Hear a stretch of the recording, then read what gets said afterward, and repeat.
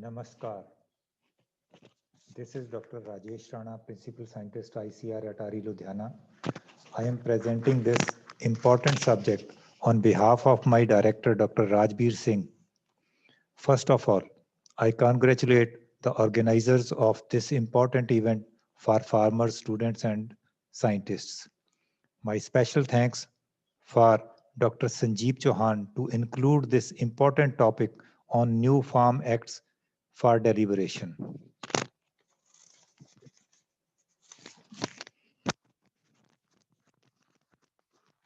As a disclosure, I belong to a farming family and a committed person to ensure farmers' higher welfare.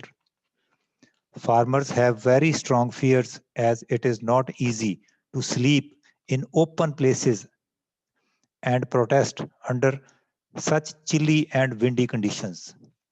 The fears are largely perception based as the real evidences lie in the future. There are differences of perception among different groups of people and organizations. I am presenting our unbiased perception on new farm acts.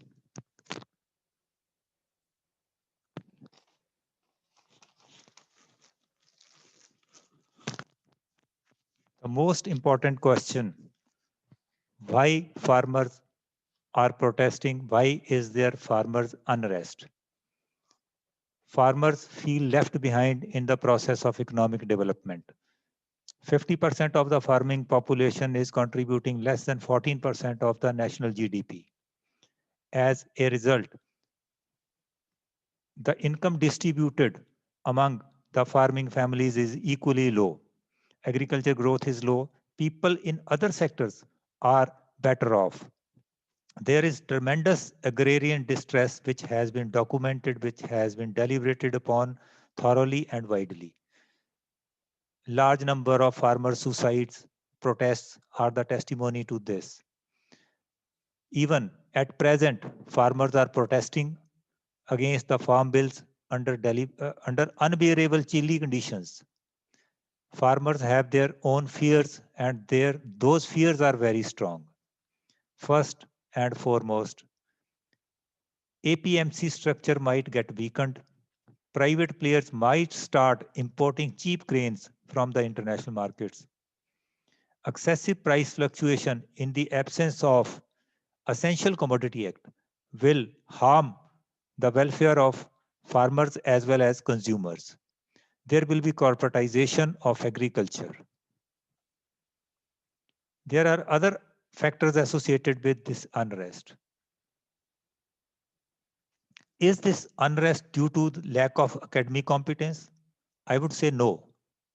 Even others have also protested, or they also had the fear of change. About few decades back, retail chains were to uh, allowed in fruits and vegetable retailing. At that time, there was tremendous unrest and protests against these retail chains. Now, no one fears Reliance Fresh, Subiksha, and many other. They have failed and eliminated. Many of us even don't know their names. Another point, is government not concerned about the farmers? There are two contradictory points. First, minimum support price was enhanced by this government with new formula, and more than 10% rise in minimum support price was observed for every crop. In some of the crops, the MSP risen more than 30%. Under Kisan Samman Nidhi, 80,000 crore rupees are distributed and directly credited in the accounts of the farmers every year. So it shows that government is concerned about the farmers. Then the government also initiated the process of doubling farmers' income. Another question, can government terminate minimum support price or procurement mechanism? I will explain the 2 points. Obligation under Food Security Act. Government has the obligation under Food Security Act. They have to procure about 70 to 80 million tons every year. Then there are fears of farmers regarding losing their land. This is the most misplaced fear. There is no chance of any kind that farmers may lose their land in contract farming. About 2.5 decades back, 2.5 decades back, Kisan credit cards were introduced. At that time, the fears were genuine because land papers were mortgaged with the banks or other financial institutions. Tremendous fear was there, but we have seen that no exploitation by banks or financial institutions is there in spite of some defaults by the farmers. Then there are some key points regarding contract farming. Rest of other points we will discuss in the following slide. Contracts are for the crops output, not for the land. So contract is for the output of the crops and not for the land. So there is land is not involved. Farmers have ample protection and ease under the new acts. Binding is more on the industry. We will explain it in the following slides. Farmer will decide whether he or she wants to go for contract farming or not. No one can force. Landless farmers can also do contract farming. So there is no chance of losing land because land papers are not provided to anybody. Contracts are for the produce only. Then Essential Commodity Act. First of all, let's understand what is this act. Section 3(1) of the act gives the government the powers to regulate the production, supply and distribution of essential commodities. The center can notify an item as essential commodity. By declaring a commodity as essential, the government can also impose a stock limit. Was this act relevant? This is important to know that the Essential Commodity Act was mostly invoked on onions and potatoes. Last year, consumer paid more than 100 rupees per kg for onions. And in other years, farmer could not recover even the marketing cost in the process of selling onions in the markets. So farmers also suffered, consumer also suffered when Essential Commodity Act was in force. Then the same is the situation in case of potatoes. Abnormally high retail prices of potatoes were observed in 2014. The prices were more than 50 rupees a kg. And after that, in 2 or 3 years, farmers sold their potatoes at 2 rupees a kg. So the same situation is there, and the Essential Commodity Act was in force in both the crops. So what is the conclusion? Conclusion is that this was a redundant act. It served no purpose, and in future, it is not going to affect anything. Genesis of Farm Bill. Ordinances were passed on 5th June 2020 in monsoon session in September. The ordinances were passed as Farm Acts. What are the acts? These are 3 acts. First, Farmers Produce Trade and Commerce Promotion and Facilitation Act 2020. Then second is the Farmer Empowerment and Protection Agreement on Price Assurance and Farm Services Act 2020. Third is Essential Commodity Amendment Act 2020. This is important to understand that whether these acts have been enacted in isolation or there was some kind of history associated to these acts. So initiatives of earlier governments. Model APMC Act was enacted in 2003.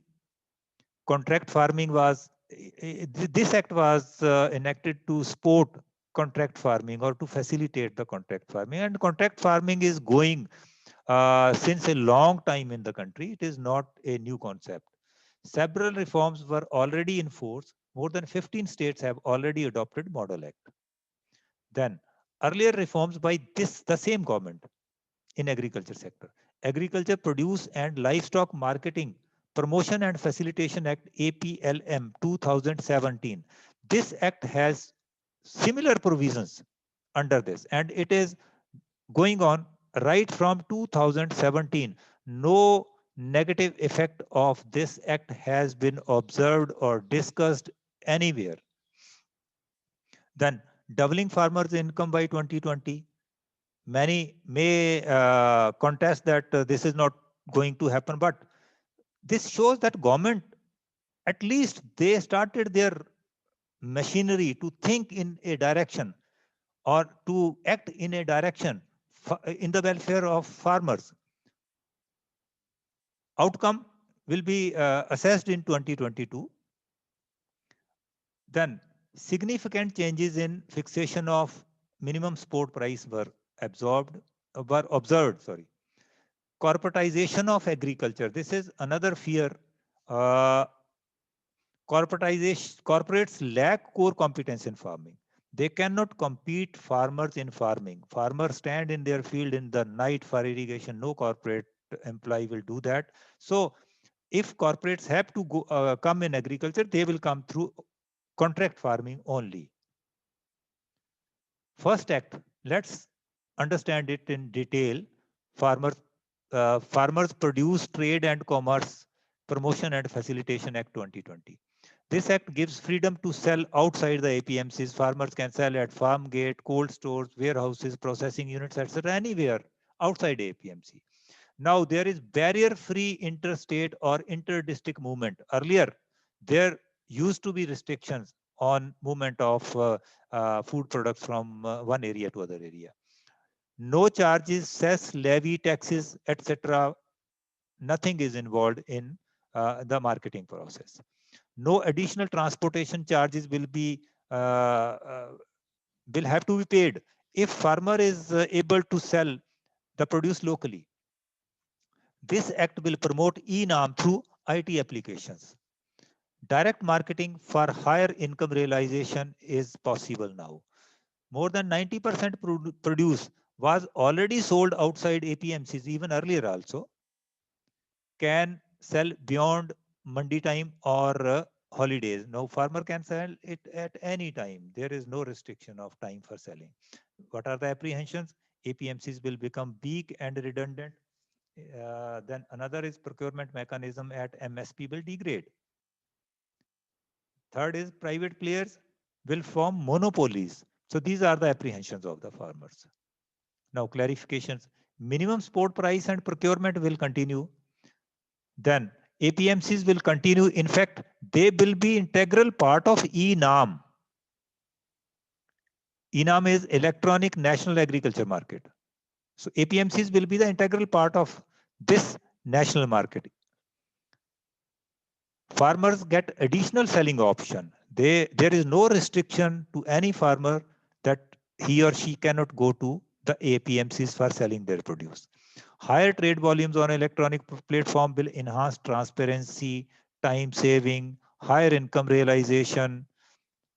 Then spending 80,000 crore under Kisan Samman Nidhi and making FCI to procure from private companies are contradictory.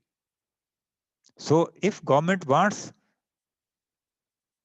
to ensure farmers' welfare, then government will have to keep the existing systems in place which are friendly to the farmers. APMC system is a real monopoly and private monopolies are the perceived one. Some of us are in fact protecting the existing real monopoly due to the fear of perceived monopoly which may exist in the future. Technology application. Electronic trading platform will strengthen. Globalization of markets will happen. In fact, 1/3 of the growth in agriculture is going surplus. It has to be exported. And if it has to be exported, then we need to strengthen our market to compete globally. Checks and balances will be there. There are some apprehension that market will not function. There will be there can be some kind of flaws in the application of IT related services. But the example is from the stock markets, share market platform. They are very safe and perfectly functioning. So with the passage of time or with the due course of time, uh, the system will be perfected here also. The second act, the Farmers Empowerment and Protection Agreement on Price Assurance and Farm Services Act 2020. This is mainly about contract farming. Minimum support price is price guidance mechanism. Past evidence. What is our past evidence about contract farming? In the past, it has been seen that farmers received higher price than the contracted price when market price was significantly high.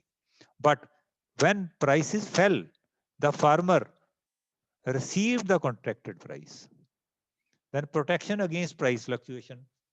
Farmer is in fact mitigating his or her price risk through this contract farming. This will help farmer getting better technology and improved input from the contractors. Many contractors, private contractors, they are providing it. They are ensuring it. This will reduce cost of marketing because the produce will either be purchased from the farm of the farmer, or farmer will directly go and sell it, deliver it at uh, uh, at the godown or at the warehouse where contractor wants, for which farmer must have kept provision in the contract. High quality technical support will be provided by the corporate contractors, and it is being provided also. Then farmers can fix favorable price. Otherwise, he or she can deny the contract farming. The Farmers Empowerment and Protection Agreement on Price Assurance and Farm Services Act 2020. This is the second act. This is related mainly to the contract farming. Now, what are the apprehensions about this act? Corporate contractors will grab land and make farmers landless. Farmers will not get justice at SDM level. Civil court option is missing. Private contractor will not pay for farmers produce and there will be cheating. Now there is clarification also. Clarification is payment will be received by the farmers on the same day or on the third day after the buyer provides a valid receipt. PAN card of the buyers are with the regulators. Copy of the PAN card. Farmers will also assess the contractors for their credibility. There are 10,000 FPOs are being created. They will enhance bargaining power of the farmers. APMCs will continue. In fact, they will constitute the ENAM, so they are not going to vanish.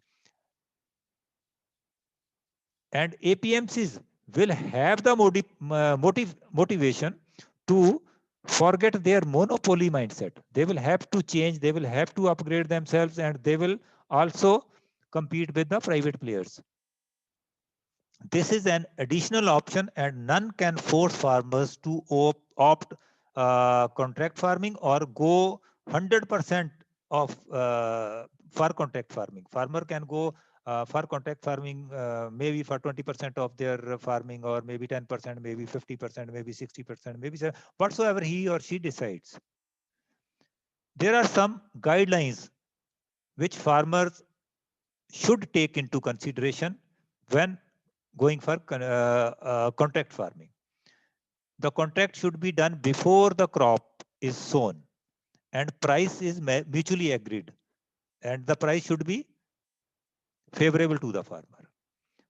Farmer should understand the contract, only sign it, otherwise don't sign it. Both parties will keep copy of the contract. State governments will ensure electronic registry of the contract. This electronic copy can be downloaded by any of the party at any time whenever it is needed. Contract will be at least for one crop.